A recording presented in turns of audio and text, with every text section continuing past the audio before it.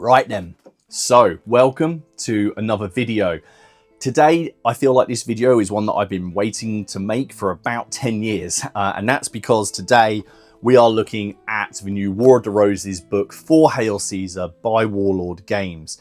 Everyone has been saying for a long time, well I have anyway, that the game is crying out for a late medieval, especially Wars of the Roses expansion.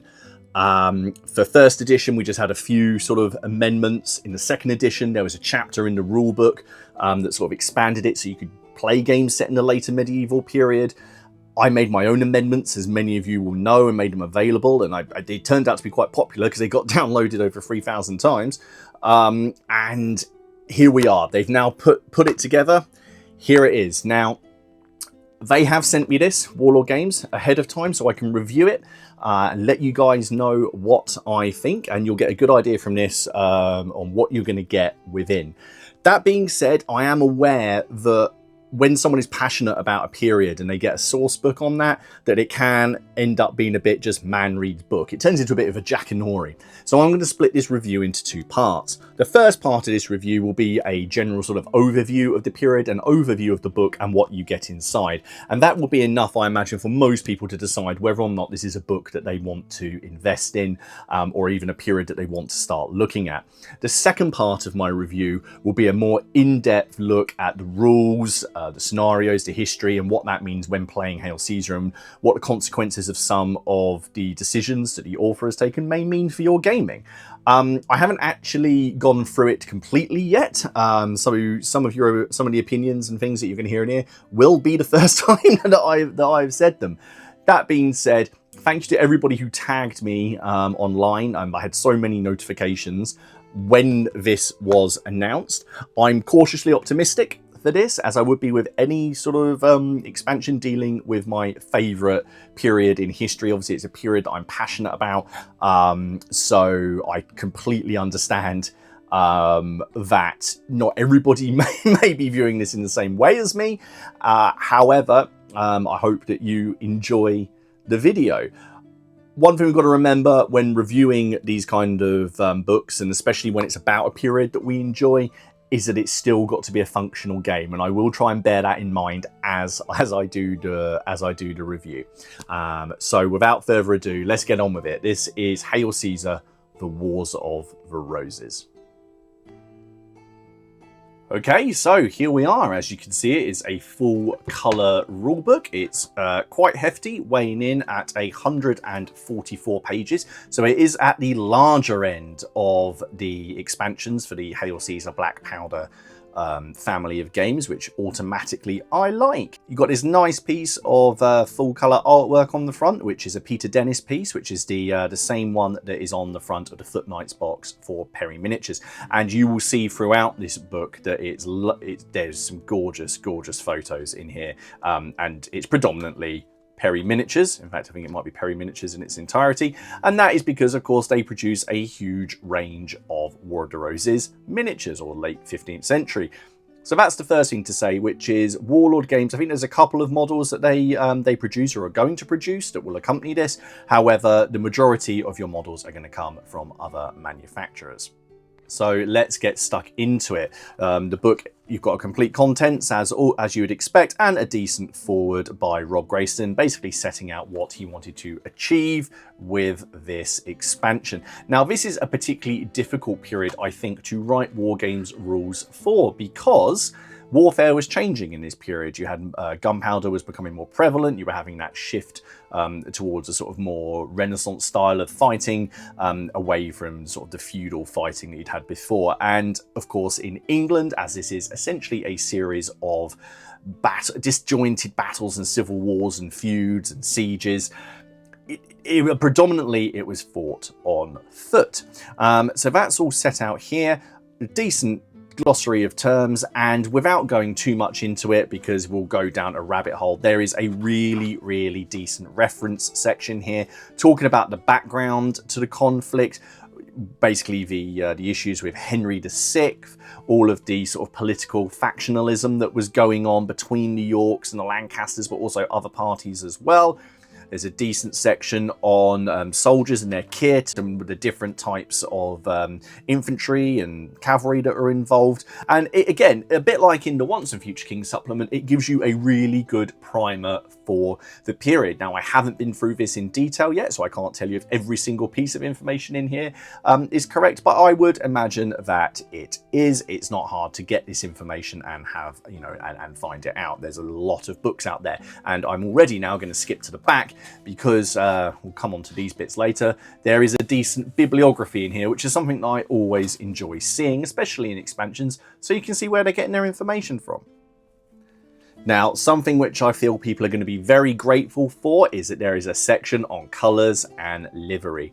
I'm a member of so many Facebook groups for various games set in the late medieval period and discussion forums, but back when forums were a thing, where people would ask about livery, and there really is people get really hung up on livery. It can be a bit of confusion sometimes about why some lords have livery and some people don't. Some people have just got a coat of arms, and then their retainers, the people that they essentially employ, wear the livery of the lord that their master is in service to, and it all gets into a bit of a mess. There is a nice section on here covering things like shields, badges, flags. It doesn't go into too much detail because you can get lost down there, but what is sort of covered here is there's a nice terminology chart, which I really like, because I have my own on my phone, but I think that's a really nice little thing to reproduce. And you can also here generate your own livery.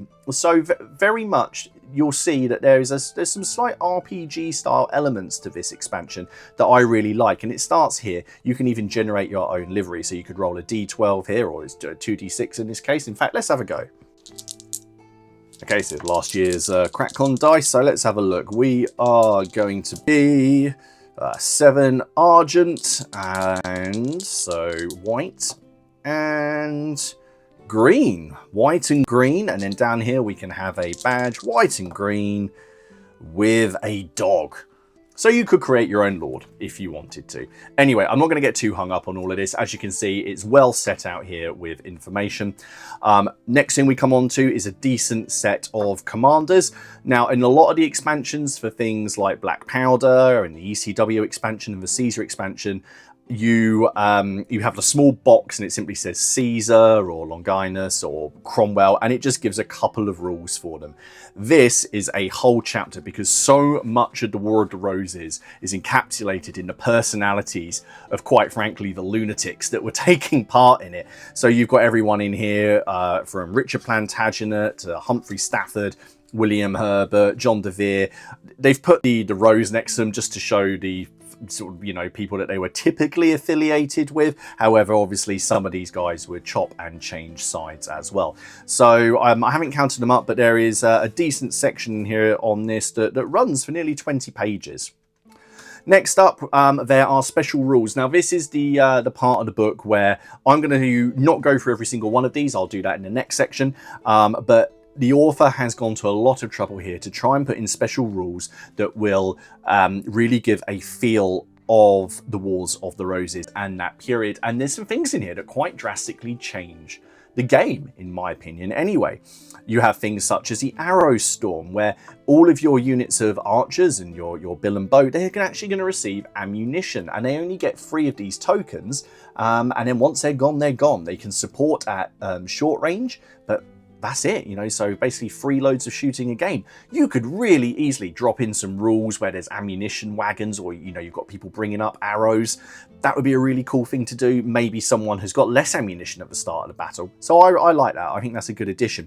Interestingly, at point blank range down here, they've added a rule whereby the longbow caps saves, a bit like a crossbow. So at short range, those longbows are going to be doing a lot more damage.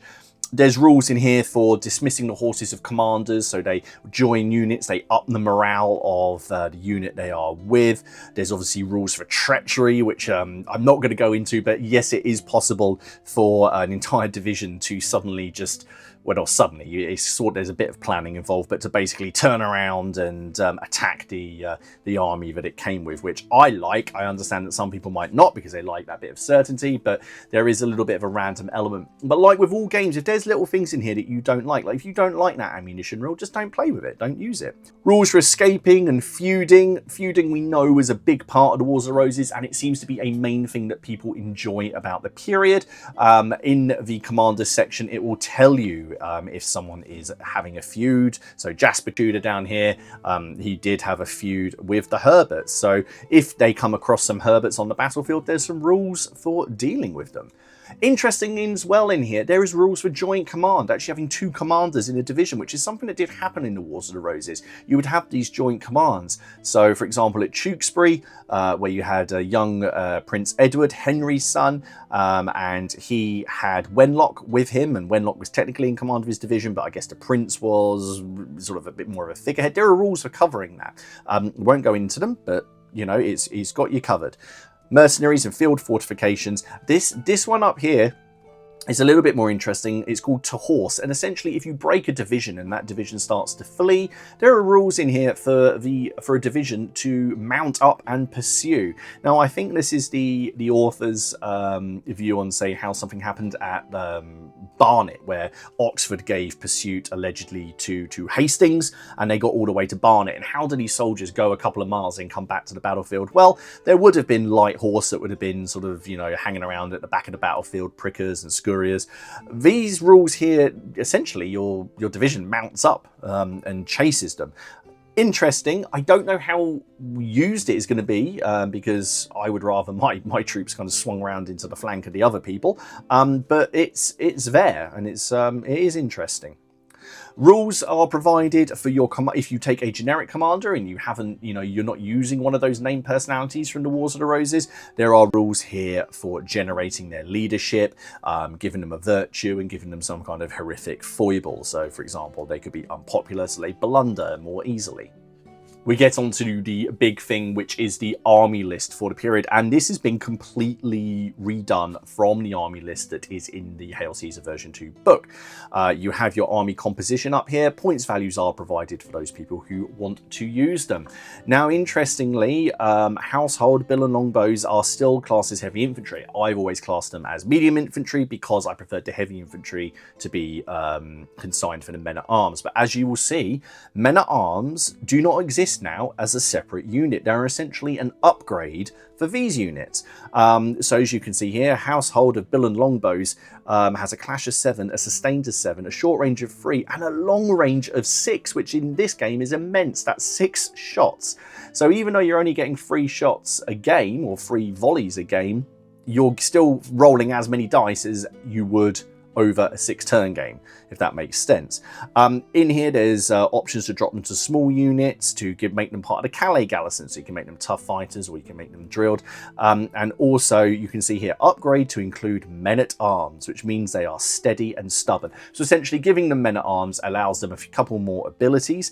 Down here, they suggest placing a base of men-at-arms next to a unit of bills to indicate that that unit is taking the upgrade. How that's going to look on a battlefield, I don't know. You could have in my case, you would have 3 bases, and then you could have a base behind to sort of indicate what's going on.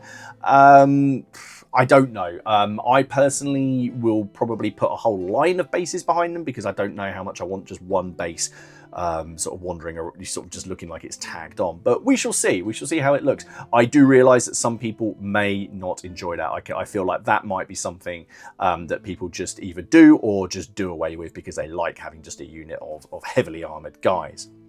There are rules for just billmen, there are rules for Scots and Irish archers, mounted men-at-arms as small units, crossbowmen, handgunners, continental halberdiers, continental pikemen, spearmen with long spears. I know some people who are going to be happy. Kerns, guns, and rebuilder-quins. So you have a decent amount of stuff in here. You are covered for pretty much all the troop types, and it's very easy though to create other troop types if you're using the templates in the Hail Caesar book. Additional rules are provided to make your battles a little bit more interesting, so you can roll to see what type of battlefield you're on. You roll to see if the weather takes an effect, like it did in so many battles of the War of the Roses. There's a reconnaissance phase. There's some things here to do with mustering, whereby troops might desert before the battle when you set everything up. There's even a thing on here to do with getting favours from like landowners or peers or the church, so you might be able to move some terrain around. There's been a lot of thought go into this and how to replicate battles. And even if you are not playing Hail Caesar, this is a really, really nice system, and I could see this being used in a lot of games and in a lot of other Hail Caesar periods, because quite frankly, I think it's quite nice. I can see that becoming more of a mainstay. Now, this part is called the Bloody Realm. As we go through there, these are the scenarios, and I'm pleased to say that there are a lot. This was one of my main things with this book, which was, are they going to basically put as many battles in here as possible? Because relatively speaking, there aren't a huge number of battles in the Wars of the Roses. When you compare it to, say, the Gallic Wars in Caesar, they got 40 scenarios in that book. So I didn't really see much of an excuse to not put the battles from the War of the Roses in here, but I'm pleased, and they have. There are also what-if scenarios in here. So this is a what-if scenario, the Battle of Dartford. So this is what if the Duke of York clashed with the King's forces in 1452. And they give you your special rules for setting up the game, your orders of battle, and also some other options as well. The author has split the War of the Roses into 3 different sections, if you like: the First War, Second War, and Third War. The first 2 wars deal more with the Yorkists versus Lancastrians. By the time of the Third War, it's more of a Yorkist civil war with a sort of quasi-Lancastrian head. So I like that. I understand what he's done there. As you can see, we kick things off with the first, I suppose, accepted battle of the Wars of the Roses, which is the First Battle of St. Albans. All of these battles come with decent battlefield deployment rules. Battle of Balor Heath is here. Ludford Bridge, where, now that wasn't too much of a battle. Technically, the Yorkists kind of just left, but there are rules in here and some sort of what-ifs. So that would be an interesting one to play.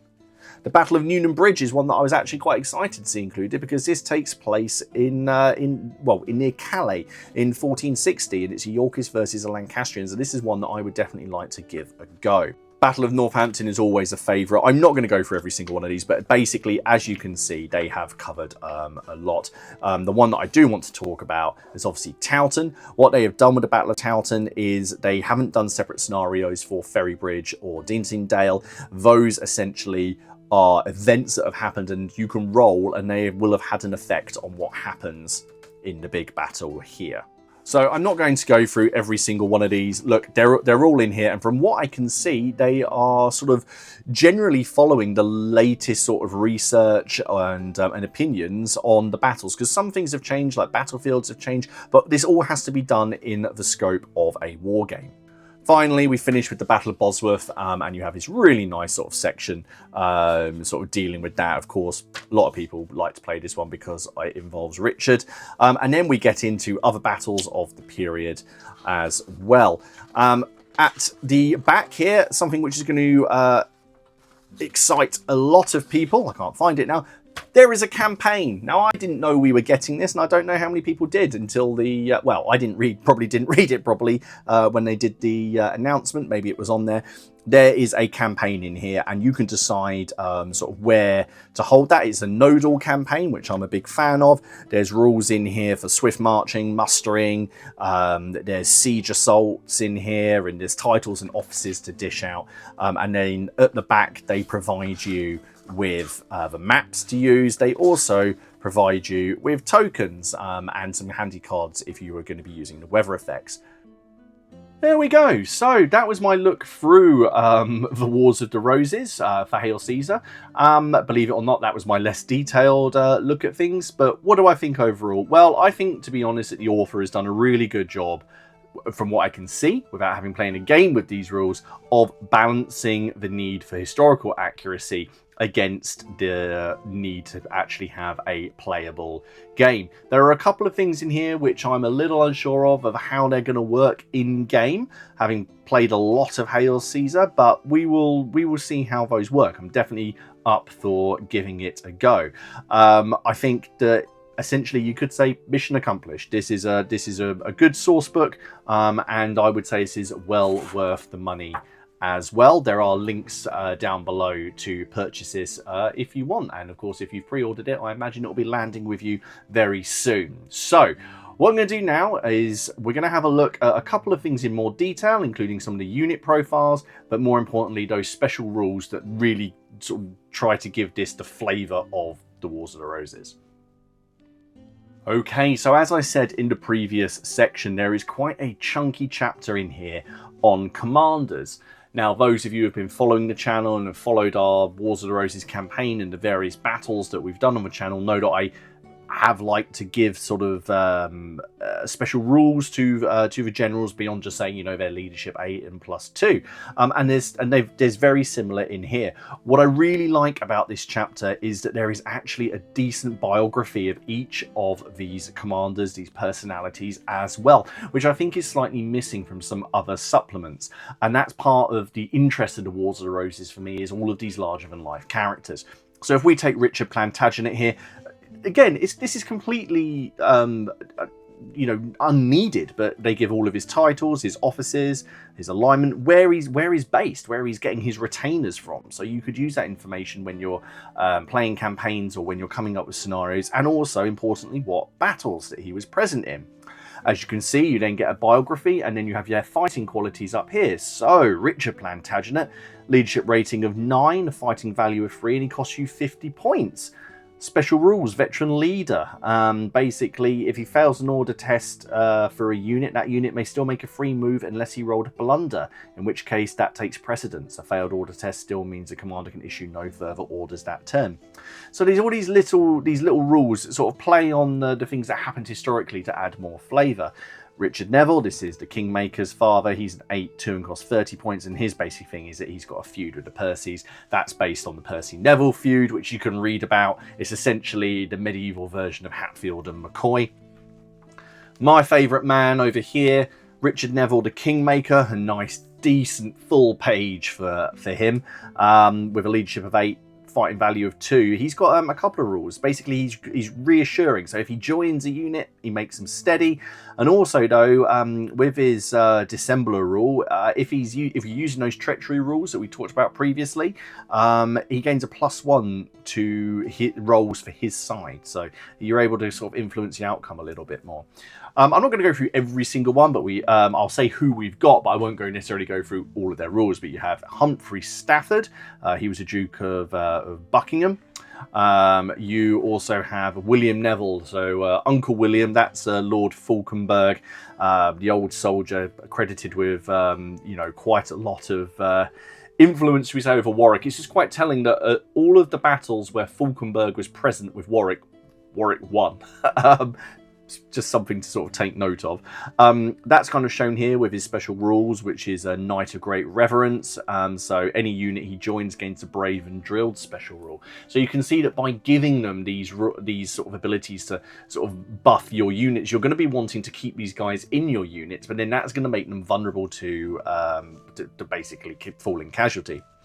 Now, I've got to call this one out very slightly. I think John Neville's been done a bit dirty here. John Neville is my my personal favourite Neville. I always think he's a little bit overlooked. Really, really nice biography here with a leadership rating of 8 and a fighting value of 3. I always had him a bit higher, but his special rule is that he acts before he thinks. And basically, if he's part of a unit, they can reroll all close combat attacks in the first round of combat. But any unit he is attached to suffers a blunder on a 10, 11 or 12. I really like John Neville as a sort of historical personality, and he essentially ended Lancastrian resistance in the north after Towton by persecuting the Northern War, the war in the north against against Somerset and the Percys and what was left. And importantly, he won at Hexham and Hedgeley Moor, and basically created a bit of a power base for himself. And by all sort of measures, I think out of the Neville brothers, including their Archbishop brother as well, I think, I can't remember where I read it, and I can't remember which historian said this now, but essentially Edward felt the loss of John Neville more sorely than the loss of any of the others. There was one thing here which I did feel was a little bit strange. This isn't such a big problem to me, but some people may find this a tad annoying. You have these rules for John de Mowbray here, and one of his special rules is he's feuding. We talked about feuding in the previous section. His feud is with the De la Poles, but there isn't actually any De la Poles within these commanders here. Now, it would be very, very easy to create a De la Pole. That's the Duke of Suffolk. You've got the rules in here to do it, and you've got the fighting qualities to do it. It just seems a little bit strange to me that you would have the rules, you wouldn't just chuck one in.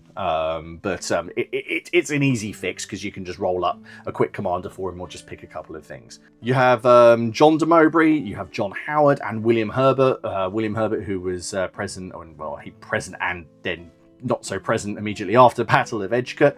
I like his rules here, because he's a constant campaigning, because he was always fighting and holding things off, looking after Wales for the Yorkists.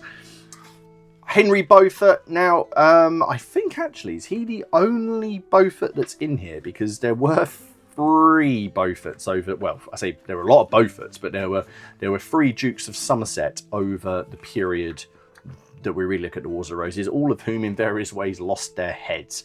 So you could take this and I assume, use this to basically be any of the Beauforts. I'd have to see. When you look at the scenarios later on, they've all got their own individual ratings. In fact, let's just quickly check this stats of this Henry Beaufort against his brother, who would have been at Tewkesbury. Was it his brother at Tewkesbury? I can't remember. I think it was his brother. 1 second. I get lost with all the Beauforts. Edmund Beaufort. Here we go. Fighting value of 8. Fighting value of 3 and a leadership of 8 versus a leadership rating of 9 and a fighting value of 3. And then, of course, you've got some special rules. So there is a little bit of a difference. So over here, you have got some essentially more commanders, like John Courtney and Edmund Beaufort. You could just roll up some additional stats for them. So everything's in here. So maybe the best way to look at it is that these are the fleshed out ones, and you can use some of the others as templates. Excellent. James Butler, that was the Earl of Ormond. Now, he was a bit of a coward, and I can see, well, he was called the greatest coward of their time. Whether or not that's true is debatable, but he's -1 to break test and grants a wavering special rule for the rest of the battle once his own division or friendly division anywhere on the field becomes broken. Interesting. William Hastings, what's he got? Wealthy and influential. Lord Hastings reached as far, and his pockets were deep. All the better for instilling confidence into his retainers by purchasing the fanciest and shiniest kit. They get +1/1 testing morale. That's pretty cool. John de Vere, the Earl of Oxford, man of action. He's tenacious. That looks really, really cool. He never gave up. He had a family executed, was attainted, ended up imprisoned, and kept struggling against his Yorkist enemy. When units of the Earl of Oxford's division are within 6 inches of him, they re-roll failed morale tests. When they say morale tests, I assume they're talking about morale saves there, and not break tests. But that's insanely good. That means that it's essentially stubborn, but it counts on every single failed roll. We might have to just double check that. Jasper Tudor, he's at 8, 3 and 40 points. Thomas Stanley, he had to have some rules like wait and see, didn't he? Stanley's division must always be placed on the flank of the army. It is a company and will not move until one or the other has a division broken. Okay, that's quite interesting. If units in his division are attacked for whatever reason, this will also make him choose to side not attacking them. Okay. As an unchallenged magnate of the North, Stanley expected a high degree of loyalty. Any unit that Stanley is with gains stubborn. Cool. And then you have Edward IV here, and they've actually got 2 profiles for Edward based on whether it's before Towton or Towton and onwards. So his leadership rating goes up, his fighting value goes up, and his points go up as well. If you join any unit joined by him gains brave, and yep, they get to re-roll attacks as well. Richard III. A lot of people feel like fielding Richard because they like playing Bosworth, and but he'll be at Tewkesbury and Barnet as well. He's an 8 and a 3 and a born warrior, so he grants brave and drilled to any division he joins. And then finally we have Henry VII, and I like this here, the power base. Anyone unhappy with Richard III?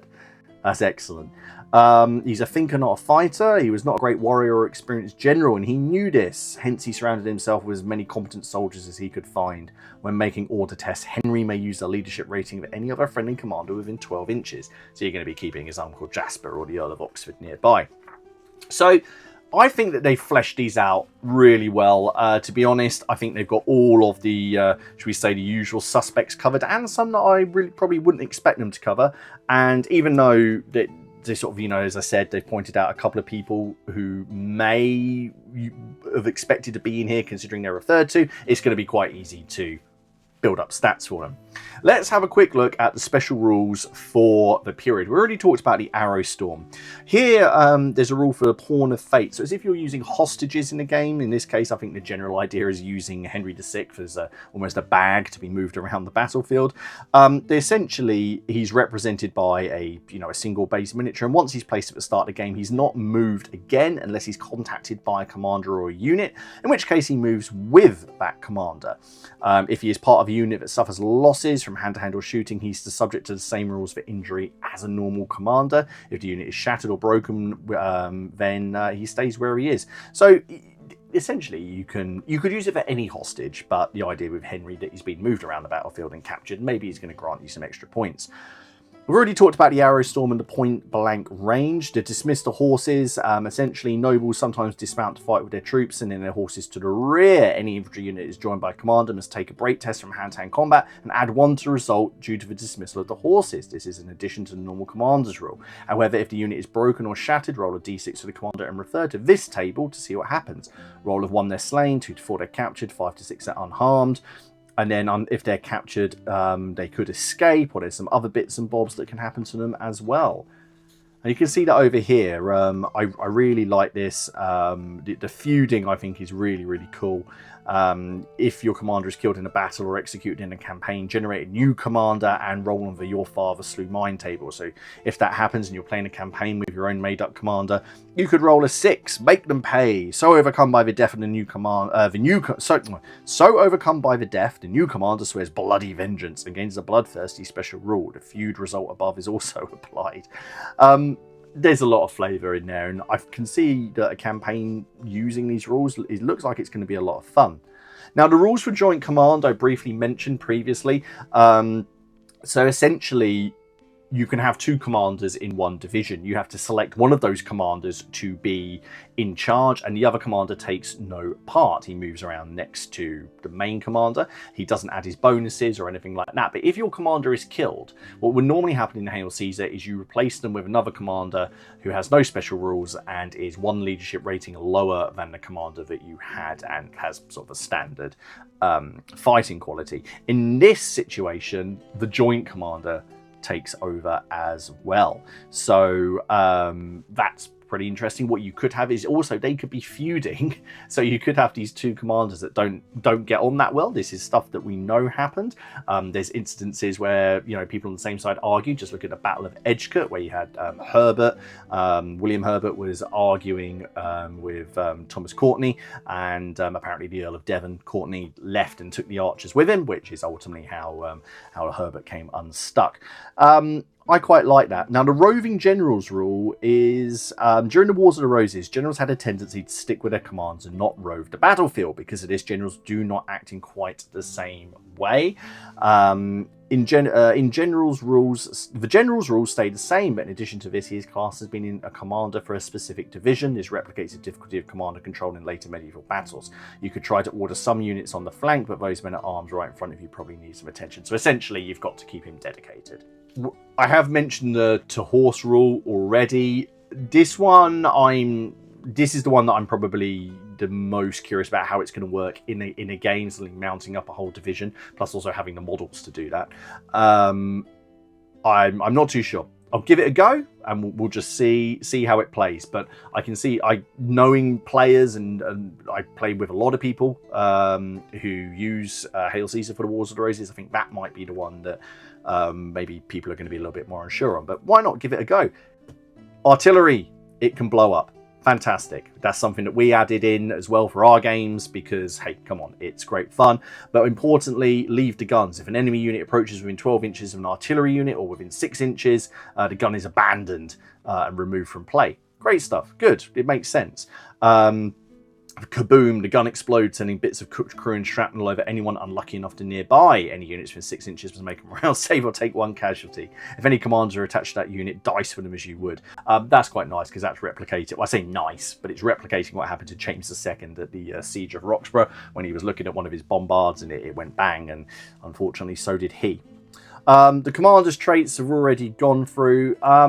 Now, this part we looked at the bills and longbows and this idea of upgrading to include men-at-arms. I think that's going to be the sticking point for a lot of people. I think people are going to have models. You can put a base in, and I think it's going to be interesting to see how people cope with that rule. I've got some ideas about how I do it. I'm very tempted just to create a second line of men-at-arms, because otherwise I'm going to have a whole chunk of my collection that's not going to be used. Even if I put one base of men-at-arms in a unit, I'm going to have a whole bunch of other bases just kind of standing around. The list in the 2nd edition, the Hail Caesar rulebook, did include small units of men-at-arms, so it may be that, you know, people are going to take this as an upgrade but still have the option of using that. I quite like this approach, and I'm just going to be very interested to see how it works. So yeah, I'll give it a go, a bit like the other, a couple of the other rules, like the horses, and we will see how it is. But yeah, I'm definitely going to be having more than just one base. I'm very tempted just to have a whole line behind, or maybe mixed in. So I might have to just play with a number of bases that I use in units. But we'll see. I think it's going to look good. What I did like in here especially as well was the introduction of the Continental Pikemen and also the Spearmen, just with long spears. And I have noticed as well that they're in the Battle of Edgecote list that the Spearmen, which are talked about in the Chronicle, are there as well. So they've got, you know, separate stats. There we are. That is a look at some of the more detailed parts to do with the special rules. I could spend absolutely hours going through this book and looking at everything. And do you know what? I'm probably going to be referencing back quite a lot anyway. I've already spoken to Robin, and we are going to try and get a battle going as soon as possible. I'd like to do a historical battle because we haven't done one for quite a long time. It's in an actual refight. So I'll see which one we can conjure up and we'll go from there. Anyway, guys, there we go. That is a more detailed look at some of the aspects from the Wars of the Roses for Hail Caesar. Overall, I'm very happy, and I'm looking forward to giving everything in here a go. And yeah, I'm really pleased. And yeah, it's a very, very nice book. So yeah, if you're interested in the Wars of the Roses and you haven't ordered this already, there's links down below, and it would make a fantastic Christmas present. So congratulations to Warlord. It's a very nice book, and also to Rob, who's written an excellent supplement, and I look forward to giving it a go. Anyway, guys, I will be back soon, and in the meantime, if you've got any questions, pop them down below. Let me know what you think, and I'll see you all again soon. Take care of yourselves. Bye-bye.